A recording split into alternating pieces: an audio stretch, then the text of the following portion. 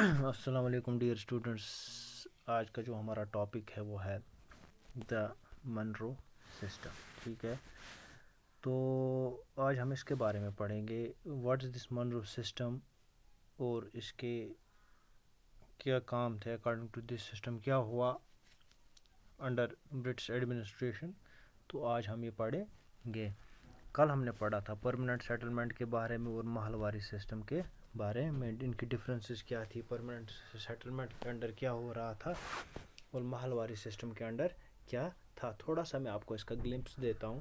Permanent settlement میں جو revenue تھا وہ فکسڈ تھا, لیکن محلواری سسٹم میں جو ریونیو تھا وہ فکسڈ نہیں تھا. پرماننٹ سیٹلمنٹ میں جو ریونیو فکس کیا گیا تھا وہ لینڈ ہولڈنگز پہ کیا گیا تھا, لیکن محلواری سسٹم میں یہ پورے محل کو, پورے ولیج کو دینا پڑتا تھا.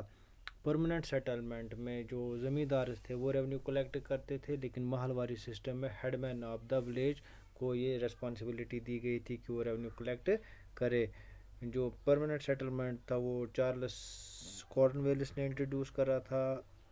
جو محلواری سسٹم تھا وہ ہالٹ میکنزی نے, یہ انٹروڈیوس ہوا تھا 1793 میں اور یہ 1822 میں. تو آج ہم پڑھیں گے دا منرو سسٹم. یہ منرو سسٹم کیا ہے. In the British territories in the south, a new system was devised known as the Riotsvar or Riotsvari system.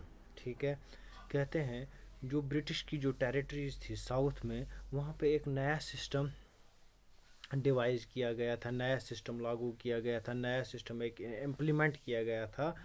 تو اس سسٹم کا نام تھا راٹواری سسٹم. کیا؟ راٹواری سسٹم. یہ راٹوار یا راٹواری سسٹم وہاں پہ ڈیوائز کیا گیا تھا. راٹواری سسٹم وہاں پہ ڈیوائز کیا گیا تھا. کہتے ہیں دس system was gradually extended all over South India. پہلے تو یہ کچھ ٹیریٹریز میں یہ راٹواری سسٹم ڈیوائز کیا گیا تھا, جو برٹش کی ٹیریٹریز تھی ساؤتھ میں, تو وہاں پہ نیا سسٹم ڈیوائز کیا گیا جس کا نام رکھا گیا تھا رائٹواری سسٹم اور رائٹ وار. This system was gradually extended all over South India. اور جو رائٹ واری جو سسٹم ہے, رائٹ واری سسٹم جو ہے یہ آہستہ آہستہ آہستہ آہستہ پورے آل اوور جو ساؤتھ انڈیا تھا اس میں پھیل گیا, ایکسٹینڈ کیا گیا. انہوں نے جو یہ رائٹ وار سسٹم تھا یہ پورے ساؤتھ انڈیا میں آہستہ آہستہ یہ پھیل گیا. This system had to be made directly with the cultivators' rights who had tilled the land for generations. کہتے ہیں سب سے بڑی چیز پہلے میں آپ کو سمجھاؤں گا کہ رائٹس کس سے کہا جاتا ہے. کہتے ہیں رائٹس مینز کلٹیویٹرز, جو زمین پہ فصلیں اگاتے ہیں, جو کلٹیویٹ کرتے ہیں, ان کو ہم کہتے ہیں رائٹس. کہتے ہیں the settlement had to be made directly with the cultivator. جو یہ سسٹم تھا, یہ جو ڈیوائز کیا گیا تھا, اس کی سیٹلمنٹ ڈائریکٹلی کن کے ساتھ کی گئی تھی, رائٹس کے ساتھ, یا جنہیں ہم کلٹیویٹرز بھی کہتے ہیں, who had tilled the land for generation, جو صدیوں سے یہ لینڈ ٹلنگ کرتے آ رہے ہیں, لینڈ ٹلنگ کرتے آ رہے ہیں, کلٹیویشن کرتے آ رہے ہیں صدیوں سے. تو یہ جو سیٹلمنٹ تھی یہ ڈائریکٹلی انہی کے ساتھ کی گئی تھی. کون سی؟ یہ جو ڈائریکٹ یہ منرو سسٹم کی جو رائٹ واری سسٹم تھا, اس کی جو سیٹلمنٹ تھی وہ ڈائریکٹلی کن کے ساتھ کی گئی تھی, کلٹیویٹرز کے ساتھ, رائٹس کے ساتھ. Their fields had to be carefully and separately surveyed before the revenue assessment was made. کہتے ہیں جو ان کی زمینیں تھی ان کو الگ طریقے سے سروے کیا گیا تھا اس سے پہلے کہ اس پہ ریونیو فکس کیا جائے یا اس پہ ریونیو ایسس کیا جائے. اس سے پہلے کی جو ان کی فیلڈز تھی وہ الگ سے بہت ہی دھیان سے ان کو انہوں نے سروے کیا تھا. کس میں؟ منرو سسٹم میں.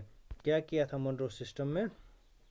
منرو سسٹم میں جو بھی فیلڈز تھی رائٹس کی, وہ الگ طریقے سے بہت ہی باریکی سے انہوں نے اس کو سروے کیا گیا تھا. Before the revenue assessment was made, اس سے پہلے کہ اس پہ ریونیو کی کوئی بھی اسسمنٹ کی جائے اس سے پہلے وہ الگ طریقے سے انہوں نے کیا کیا تھا, اس کو سروے کیا گیا تھا.